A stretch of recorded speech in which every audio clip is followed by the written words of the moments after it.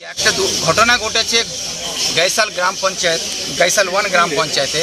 সেখানে আমি আপনাদেরকে যে সকলকে দেখাতে চাই, সেই পরিবারকে জোর করে তার জমি দখল করার একটা চক্রান্ত চলছে। সেই বেচারা ধনতলা বাজারে সরকারি জমির উপরে এদেরকে জেলবন্দি করা হলো। 15-20 দিন আগে জেল থেকে ছাড়া পায়, আবার মিথ্যা মামলায় আবার তাকে কিডন্যাপিং কেসে আবার সকলেকে জানে এবং পুলিশ তাদের কাছে গিয়ে বসে চা খায় এবং তারা থানাতে এসে পুলিশের সঙ্গে এখানে ডিসেম্বর আসলে তার বয়স 15 বছর হবে। সেই বাচ্চা মেয়েটা বাবাকে বাঁচাবার জন্য পুলিশকে অভিযোগ করেছে, তার এফআইআর হয়েছে।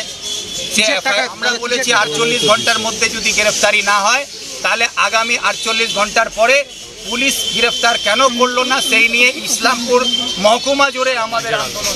प्रधान का भाई है सर, 4 लाख টাকা क्या सूद में लिए थे 5%। 2 महीना बाद बोलता है 20% लगेगा।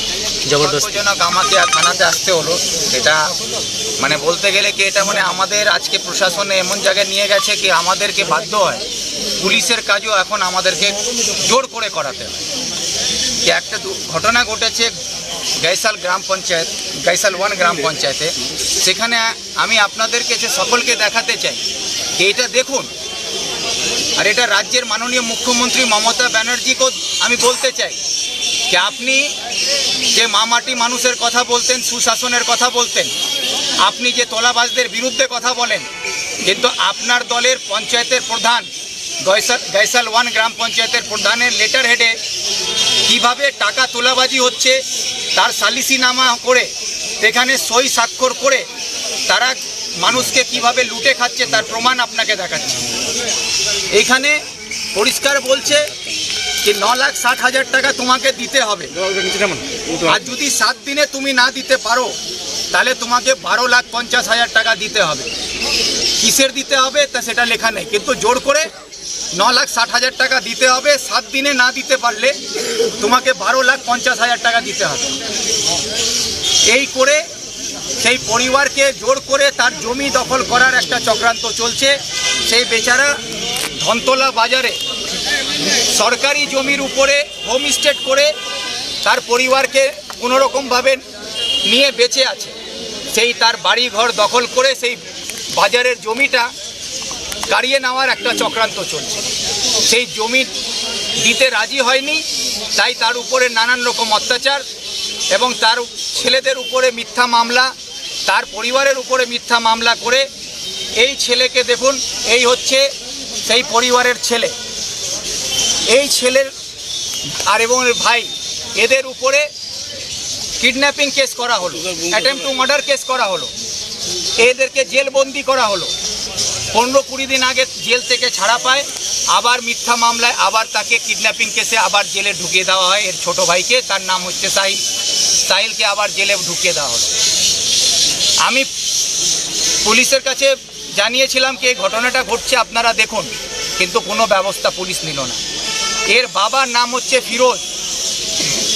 ফিরোজকে জোর করে ওর জমি লিখিয়ে নেবে, সেই জন্যে ওকে মারধর করার জন্য রেল লাইনের ওপারে নিয়ে যাওয়া হয়। সেখানে বাবাকে বাঁচাবার জন্য যখন মেয়ে যায়, মেয়েকেও মারে। তার বয়স হচ্ছে 14 বছর। এই 14 বছর বাচ্চা মেয়েটাকে পিটানো হয়। সে পালিয়ে যায় বাবাকে ছেড়ে, এবং সে যখন অভিযোগ করে তার অভিযোগ পুলিশ নেয় না। আমি খবর পাই, তখন পুলিশকে জানাই, তারপর এফআইআর রেজিস্টার্ড হয়। আজ অবধি প্রায় 3 মাস হতে যাচ্ছে, ওর বাবা এখনও নিখোঁজ। তার বাবাকে ওরা নিয়ে বিহারের দিকে চলে গেছে। তার বাবা এখনও জ্যান্ত আছে না বেঁচে আছে কি না, তাকে মেরে ফেলে কোথাও পুঁতে দেওয়া হয়েছে, কি করা হয়েছে কোনো খবর পাওয়া যাচ্ছে না। আমরা আশঙ্কা করছি এই জমি দখল নেওয়ার জন্য হয়তো ফিরোজকে প্রাণে মেরে দেওয়া হতে পারে।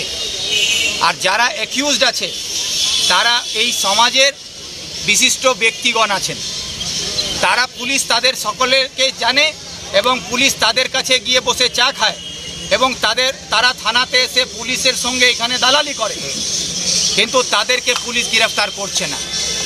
আজকে আমরা থানায় এসেছিলাম, আমাদেরকে কথা দেওয়া হয়েছে কি তাদেরকে গ্রেফতার করা হবে।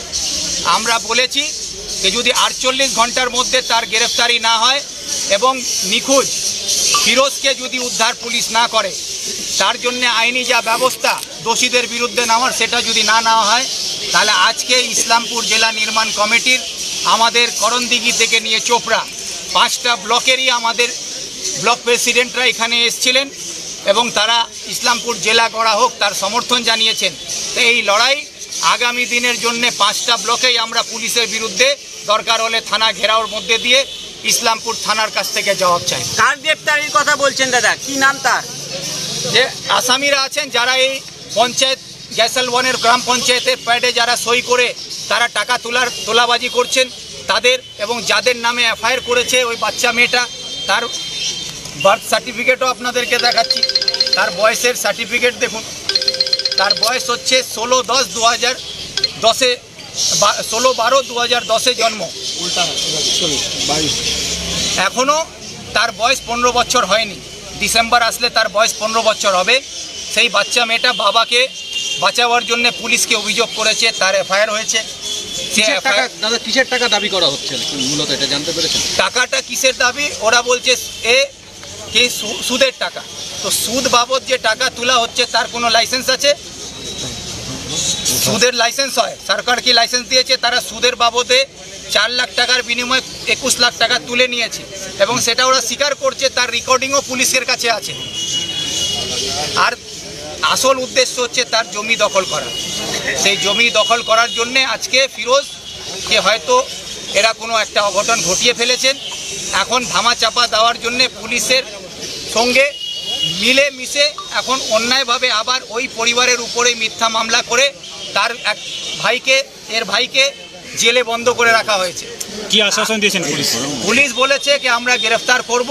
আমরা বলেছি 48 ঘন্টার মধ্যে যদি গ্রেফতারি না হয় তাহলে আগামী 48 ঘন্টার পরে পুলিশ গ্রেফতার কেন করলো না সেই নিয়ে ইসলামপুর মহকুমা জুড়ে আমাদের আন্দোলন আরম্ভ হবে পুলিশের বিরুদ্ধে। प्रधान का भाई है सर, मंजर 4 लाख टाका क्या सूद में लेते? सूद में लिए थे 5%, 2 महीना बाद बोलता 20% लगेगा जबरदस्ती। कितने फिर भी पैसे हम दिया? लोग 21 लाख दे दिए हमको।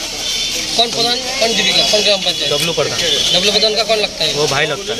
वो पैसा लिया था? पैसा उससे लिए थे हम उससे लोग, लिए कितना रुपये लिए? 4 लाख लिए थे। उसके बाद क्या हुआ? 21 लाख दे चुके हैं उसको। अभी क्या वो लोग डिमांड कर रहे हैं? अभी जमीन मांग रहा है वो, कितना कटा? सब जितना है 3 कट्ठा।